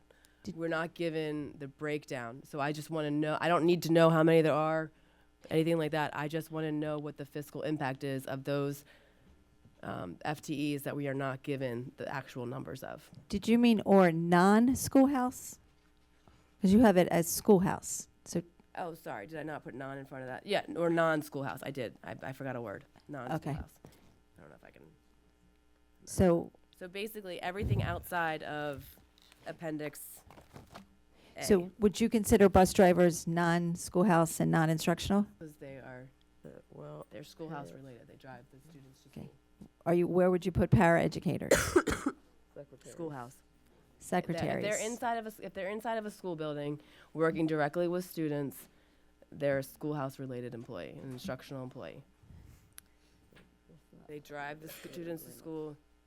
I mean, it's a small amount but some of those salaries are quite large, and I would like to know what the fiscal impact is of that. That's all. Can I ask a clarifying question? Yes, Ms. Tuleski. So I'm just trying to understand it. So would this be all of the employees for the system that are not part of a union? Yes. Is that? They're not part of a union that we are not part of what we're committed to as far as TABCO case. Okay. All the union, none of the, it's Okay. the I just wasn't- non-represented employees. Yep. Thank you. Thank you. Ms. Booker Dwyer. Could you give me an example of a specific position that you are speaking of that you would not want a salary increase to go to because they are non-instructional or not schoolhouse related? I didn't say I didn't want them to get one. I said I would like to see the fiscal impact of it for that question. So could you give me a specific position? Every position that is not represented by the 5 main unions. Dr. Rogers is ready to respond. Okay. Yes. Thank you. Page 9 of the February 11th responses to board member questions. At the top of page 9, we have a chart that details by union the FY26 projected increases in millions. The fourth item down is non-represented staff. That is $700,000. They follow the case agreements. And these are all salaries that are inside this building, like inside Greenwood, inside all outside school buildings, all central office staff, or is it just, what does that include? So non-represented staff, they might be outside of a school building in terms of their location, but depending on their job, and I think we provided some reports where you have 60 to 80% of their time are spent in schools. And we have shared with the board and the public our monitoring tool for accountability.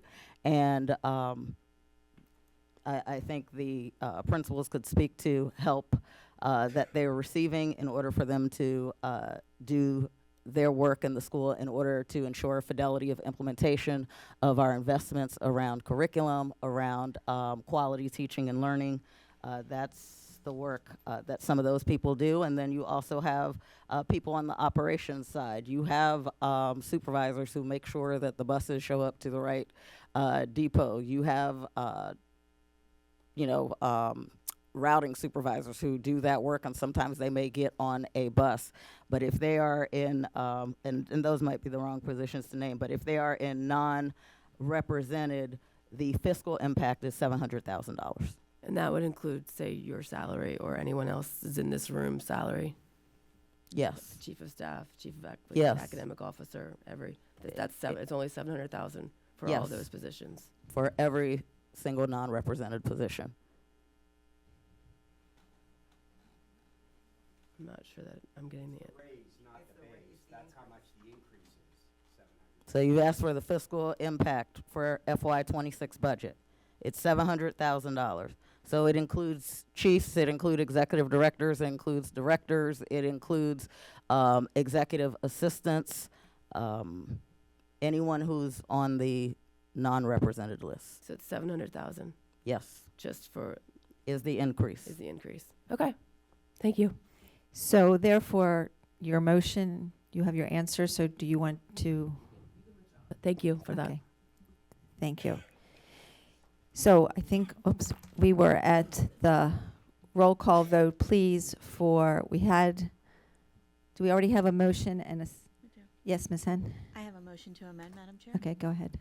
I move to amend the FY 2026 budget by restoring the reduction in per pupil allocations to be offset by an equivalent reduction in non-school budget expenditures to be determined by the superintendent and to be approved by the board. Can you please put that in the chat? Sure.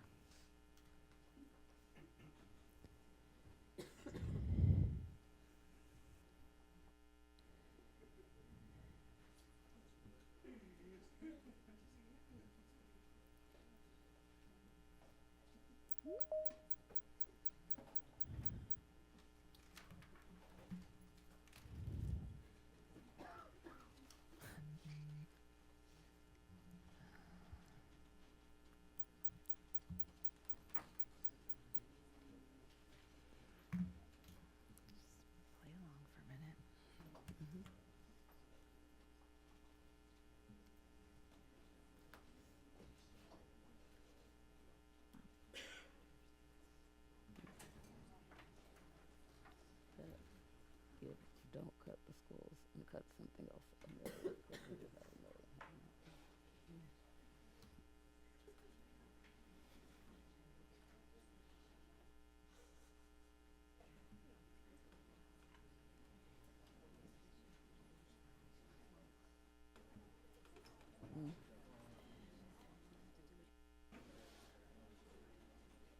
No, so it's like the extra money we're giving by little stuff with.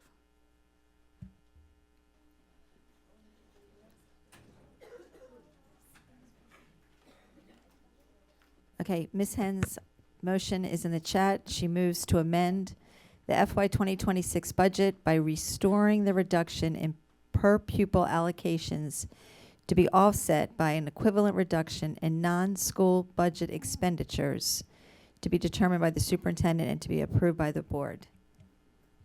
Is there a second? Second from Ms. Dominowski. Discussion. Ms. Henn, would you like to talk to your amendment? I think my amendment is pretty straightforward.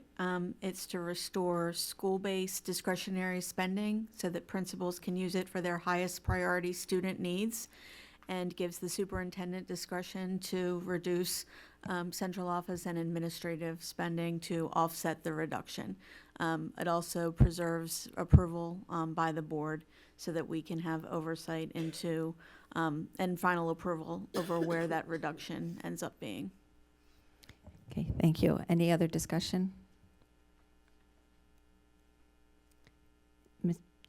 Ms. Booker Dwyer, was that a hand? Yeah. Okay.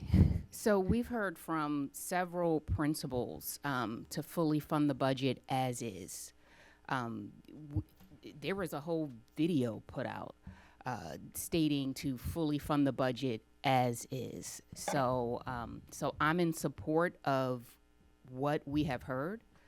to fully fund the budget as is, without any amendments. Thank you. Further discussion? So, roll call vote on Ms. Hen's amended motion. Amendment. on Ms. Hen? Hen's Yes. Ms. Frempong? No. Ms. Booker Dwyer? No. Ms. Harvey? I believe it premature to amend the budget prior to getting official feedback from our county partners, and therefore I vote no. Ms. Chikakulu? No. Ms. Delusky? Yes. Dr. Savoy? No. Mr. McMillian? Yes. Ms. Pumphrey? Yes. Mr. Young? No. Ms. Dominowski? Yes. Ms. Lichter? No. Favor is 5. Okay, so that amendment doesn't pass. So we are back to the original, the original motion. So back 2 motions ago, did I have a first and second on the motion to approve the superintendent's proposed FY 2020? I did? Okay. Roll call vote, please, on approval of the proposed FY 2026 operating budget. Roll call vote. Yes, ma'am. Sorry. Ms. Hen? No. Ms. Frempong? Yes. Ms. Booker Dwyer? Yes. Ms. Harvey? Yes. Ms. Chikakulu? Yes. Ms. Delusky? Yes. Dr. Savoy? Yes. I'm sorry, Ms. Delusky? Yes. Mr. McMillian? No. Ms. Pumphrey? Yes. Mr. Young? Yes. Ms. Dominowski? No. Ms. Lichter? Yes. Favor is 9. Favor is 9. The proposed FY 2026 budget is passed. Thank you for everybody for their work on that. Okay, where are we? Okay, the next item on the agenda is action taken in closed session, and for that I call Mr. Burns.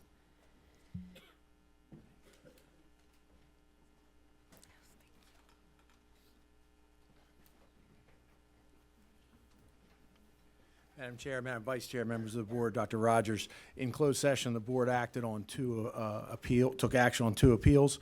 One was number 25-010. I think you should do these separately because of the nature of the actions. Okay, thank you. May I have a motion to approve the action taken in closed session on hearing examiner's case HEA 25-010? Everybody's present. Thank you. Frempong. Okay, and then Ms. Chikakulu, second. Thank you. May I have a roll call vote, please? Ms. Hen? Abstain. Ms. Frempong? Yes. Ms. Booker Dwyer? Yes. Ms. Harvey? Yes. Ms. Chikakulu? Yes. Ms. Delusky? Yes. Dr. Savoy? Yes. Mr. McMillian? Yes. Ms. Pumphrey? Yes. Mr. Young? Yes. Ms. Dominowski? Yes. Ms. Lichter? Yes. Thank you. Thank you. May I have a motion to approve the action taken in closed session on hearing examiner's case HEA 25-007? So moved. Thank you. May I have a second? Second. Frempong. Thank you. Thank you. Any discussion? May I have a roll call vote, please? Ms. Hen? Abstain. Ms. Frempong? Yes. Ms. Booker Dwyer? Yes. Ms. Harvey? Yes. Ms. Chikakulu? Yes. Ms. Delusky? Yes. Dr. Savoy? Yes. Mr. McMillian? Yes. Mr. Young? I'm sorry, Ms. Pumphrey? Yes. Mr. Young? Yes. Ms. Dominowski? Yes. Ms. Lichter? Yes. Thank you. Thank you. Thank you, Mr. Burns. The next item on the agenda is new business, report on board policies. This is the first reader for these policies, and for that I call Ms. Christina Pumphrey, Chair of the Policy Review Committee. Thank you. Members of the board, the Policy Review Committee asks that the board accept this report of the committee's recommendation of proposed changes to the following board policies. Board Policy 3160, review and approval of school-sponsored activities. Board Policy 7240, school site selection and acquisition. Board Policy 7310, design and construction costs. These policies are presented to you on tonight's agenda as exhibits I-1 through I-3. Thank you, Ms. Pumphrey. Board members, are there any separations requested? May I have a motion? May I have a motion to accept the recommendation of the Board's Policy Review Committee for Board Policies 3160, 7240, and 7310? So moved, Harvey. Thank you. No second is needed since the recommendation comes from the committee. Is there any discussion? May I have a roll call vote, please? Ms. Henn, Yes. Ms. Frempong, Yes. Ms. Booker Dwyer, Yes. Ms. Harvey, Yes. Ms. Chikekulu, Yes. Ms. Delusky, Yes. Dr. Savoy, Yes. Mr. McMillion, Yes. Ms. Pumphrey, Yes. Mr. Young, Yes. Ms. Dominowski, Yes. Ms. Lichter. Yes. Thank you. Thank you. The next item added to the agenda earlier this evening is a proposed resolution on immigration enforcement in Baltimore County Public Schools, and for that I call Ms. Pumphrey. Thank you. I emailed. Excuse me one second. Yes, ma'am. Board members, you may have to refresh your board docs because this information was added to it during the meeting after the request was made. I'm sorry, I just wanted them to be able to see the document. No worries. I was about to say I emailed it, so I wasn't sure if it was included. It's in the- attached, but you have to refresh. Okay, thank you. So this resolution was adopted with input from both CASA and TABCO.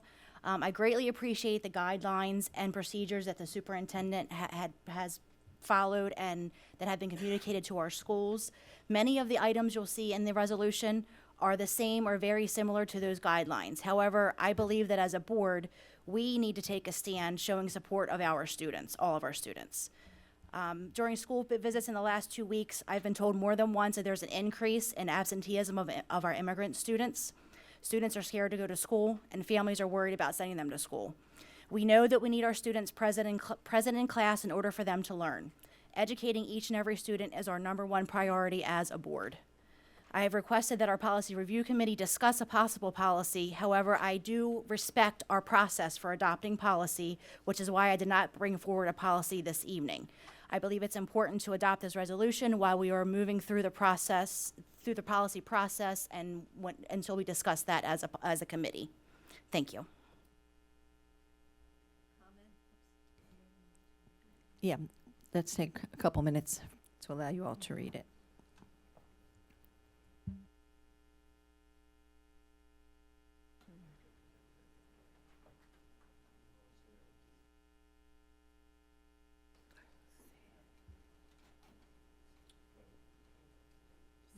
Where?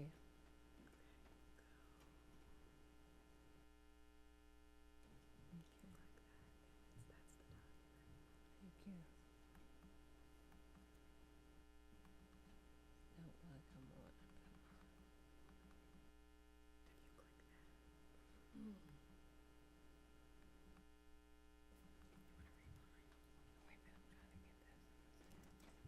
Not opening. Oh, that's right. Coins is in here. Okay.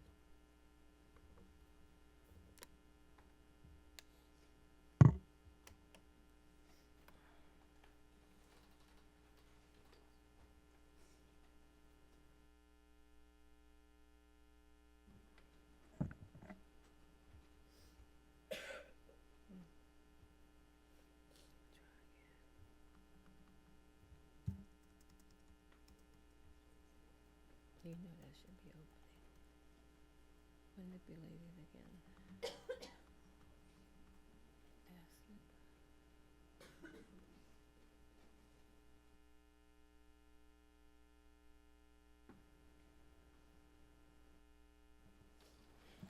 Pass slip. Mr. Burns, would you mind joining us?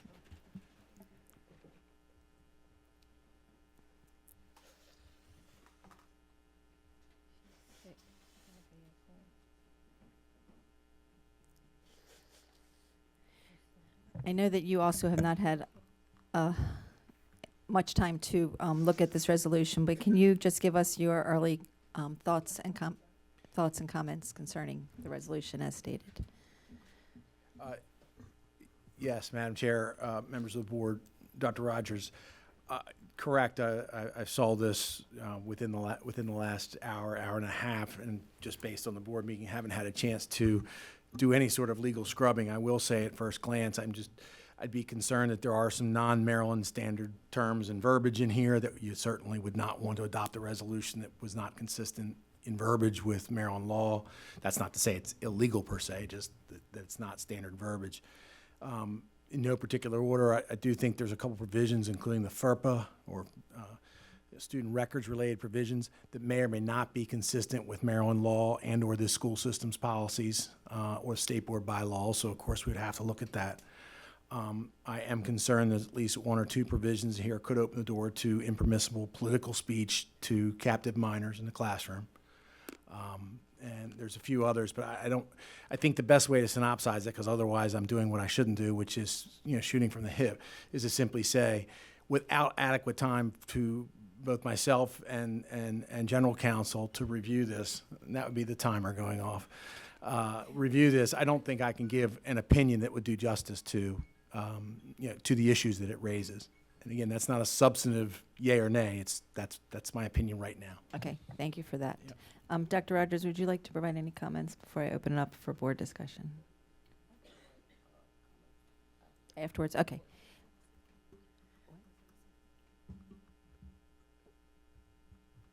Okay, right. So do we need a motion first before we have the discussion? Okay. I will. Go ahead. Happy. I move to adopt the resolution presented in tonight's agenda regarding immigration policy. Thank you. Is there a second?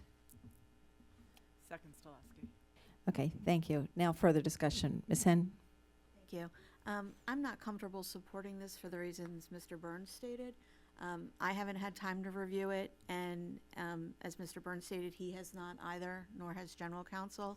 There's some language here. Again, I've had 5 minutes to review it, but that concerns me as well in regards to one clause, specifically our requirements of our vendors. I don't know that contractually we can bind them to that language. That was just one that jumped out at me again in a very brief scan of the language. So I know I can't amend the motion on the floor. It would be a different motion to postpone or to table this discussion until council has had the opportunity to fully review it and make recommendations in terms of modifications. But that would be my concern, that until we've had a full legal review. So I did you would just make a not- motion? I did not, because Okay, I you can't. okay. I can't That's amend the fine. motion on the floor, but if the motion were withdrawn, I would support a motion to postpone. Okay, thank you. Mr. Young, did you have? Mr. Young? I was just thinking about what Ms. Henn said, because I wanted to, and Mr. Burns will correct me, but I wanted to make a motion to table this until it's had an opportunity to be reviewed by both board and school system council.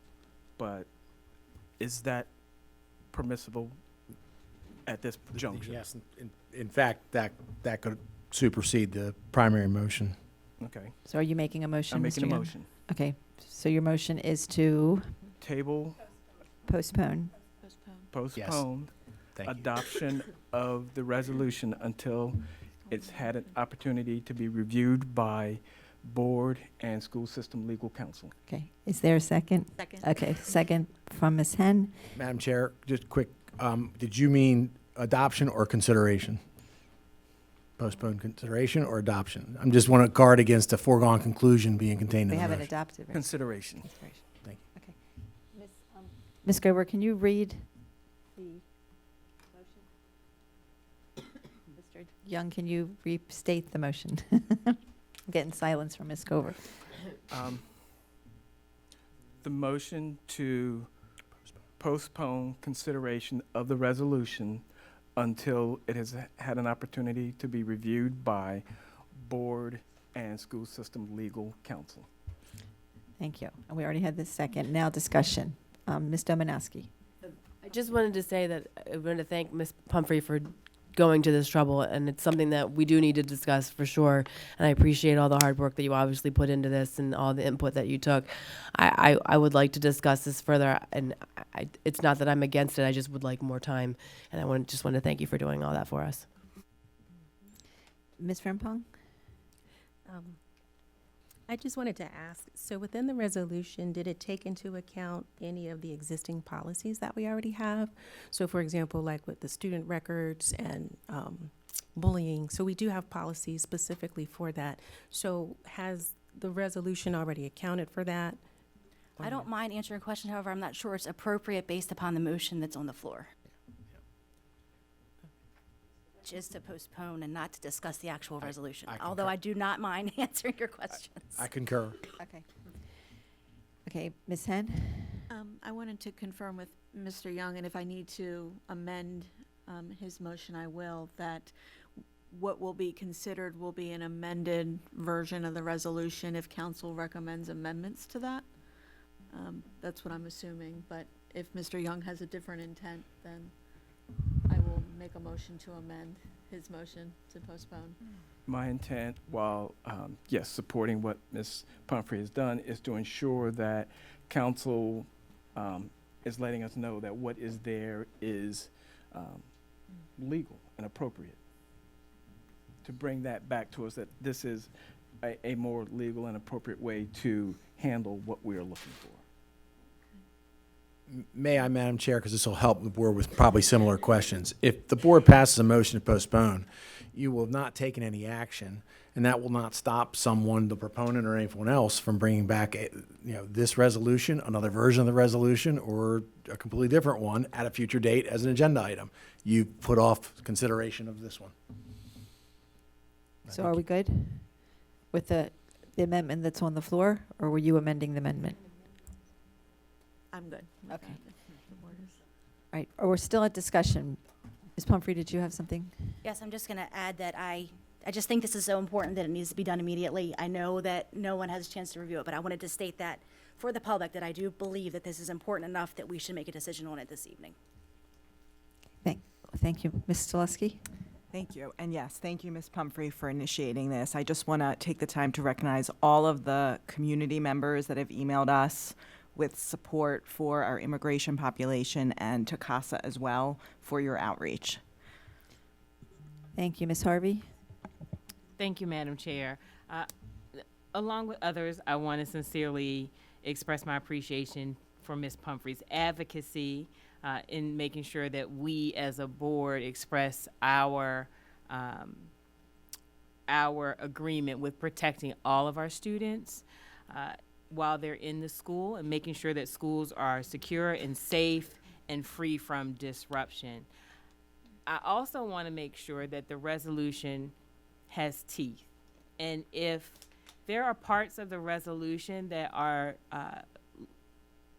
not legal, that we cannot enforce, then it becomes a lesser document. And I don't think, well, I'll speak for myself. I don't want us to pass a resolution that we can't enforce in any way that will likely not keep children protected, but lead the community to believe so. So I agree there's a sense of urgency. I appreciate the work that's been done. If we could just get that legal opinion and adjust the resolution, if there are parts of it that don't meet legal sufficiency, then I would be in agreement. It is important, and we do need to address it. Thank you. Thank you. Ms. Booker-Dwyer? And I agree with Ms. Harvey. I don't want to rush something that has no teeth. I am all for being very clear how this board feels and ensuring that our immigrant students are protected. And I'm also all for addressing this on a much larger level. While it's great to have this sheet of paper, there's a bigger issue that needs to be addressed. And that's what I think that the energy needs to be put into, because our students, they cross different lines. They're not just Baltimore County students. They cross over into other school systems, other states. This is a much bigger issue that we are dealing with. And that is what I think we really need to look at. So Baltimore County, yes, but really there's a much bigger issue here because it is impacting our students. They have family in other places it's impacting their learning in our school buildings. So that we have to address that. So this has to be done the right way so that it's not impacting our students' learning and it's not impacting our teachers' ability to have their full attention and to do their best teaching. Thank you. I also, while there is tremendous urgency for this, I do want us to really get it right. So while I agree, Ms. Pumphrey, that something needs to be done quickly, I agree with getting the teeth, getting it right, and making it so it can stick. But I do appreciate the ongoing communication that's coming from the superintendent's office. It's coming fast, it's coming constant, it's clarifying. So I do, and I've heard from our staff that they do appreciate the messages and the guidance, especially the crosswalk that was most recently put together. So I know we're going to get more guidance. Things will continue to change, but I think the precedent that you started with making sure that we are informing as quickly as possible is helping. I didn't know if you wanted to add anything. No, thank you. I think this would just be the appropriate time to reaffirm our commitment to all students in BCPS, regardless of immigration status. We have said that before. We will continue to say it.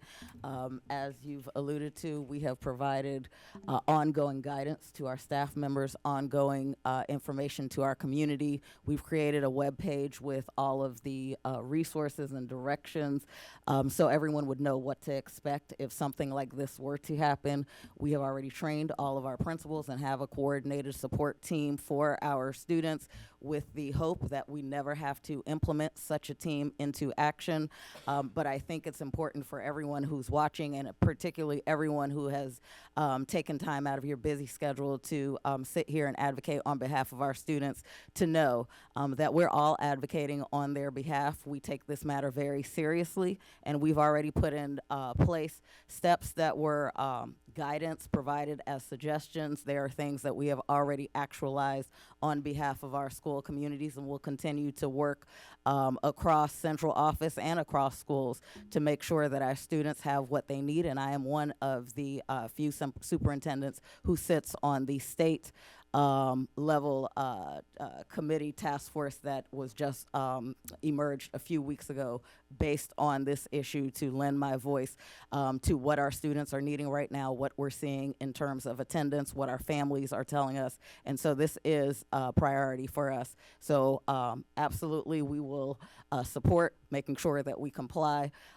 with laws and reaffirming our commitment, but we remain committed to all of our students in Baltimore County. Thank you, Dr. Rogers. If I am straight, we now need a roll call vote on the amended motion. Do I have that right? On the motion to postpone. The motion to postpone. Okay. Okay, roll call vote, Ms. Gover. Ms. Hen? Yes. Ms. Frempong? Yes. Ms. Booker Dwyer? Yes. Ms. Harvey? Yes. Ms. Chikakulu? Yes. Mr. Lusky? Yes. Dr. Savoy? Yes. Mr. McMillian? Yes. Ms. Pumphrey? No. Mr. Young? Yes. Ms. Dominowski? Yes. Ms. Lichter? Yes. Thank you. Okay, thank you. And thank you, Ms. Pumphrey. The next item on the agenda is information, and that is the financial report for the month ending December 2024, the report on students count 2024, and update on key school legislation. One second. The next item on the agenda is agenda items for consideration. Before we do that, I just want to give an update to previous requests. Mr. Lusky requested information related to special education, which will be provided in a March report. All of the other requests are still under review. And at this time, board members, please raise your hand if you have any items for future agendas. Ms. Dominowski. Yes, just moving forward, I'd like to ask that all budget-related items, whether it's this financial report, any audits that would have a fiscal impact, be categorized or listed as an agenda item for discussion for the full board, so that we have an opportunity to discuss and not be just an information item. Okay, thank you. Other agenda items? Mr. McMillian. Mr. Burns, please start my clock. This is my third attempt to get the single audit year ending June 30th of 2024 on the open agenda. Mr. McMillian, my apologies. That has been included in a March update, too. I should have said that along with Ms. Telusky's. Thank you. March agenda item. Thank you. Sorry. Do you want your minute 40 or we okay? Okay. I didn't see any other hands, right? Okay. Ms. Frempong? for agenda item? Yes, I'm not sure if it's technically like a specific agenda item, but I think something to look at is when you think about out in corporate America, after there's been a big project that's been done, you have like a lessons learned type of thing. And so as we continue to do the budget process, because I do think that Dr. Rogers has done a great job with that lead up and getting all of the input and feedback leading up to it, but just continue to have, I guess, discussions about ways that we can improve the budget process for everybody. Thank you. Ms. Hen? Thank you, and thank you to Ms. Frimpong for bringing that up. I agree and would like to second that request, as well as to invite our peers from other boards that have innovative budget processes. I'll mention Anne Arundel County, but there are others as well that have quite the robust budget processes that run through their budget committees, and I would like to invite them, if they are willing, to share their processes with us once they get through their process or through their budget season and things quiet down for us and them. I would like to invite them to share their processes with us. So as Ms. Frimpong said, I think that's a tremendous learning opportunity if they're willing to share. Thank you. Thank you. Okay, the board will hold, the next item is announcements. The board will hold a public hearing on the Northwest Area Elementary School boundary recommendation tomorrow, February 26, 2025. So I'll see everybody again tomorrow night, 6:30 p.m. at Milford Mill Academy Auditorium. Speaker sign-up begins at 5:30 through 6:25. So the members of the public who wish to give us their input, speaker sign-up begins 5:30 and will end at 6:25. Our next Board of Education meeting will be held on Tuesday, March 11th, 2025 at 6:30 p.m. Thank you for joining us tonight and have a great evening. The meeting is now adjourned.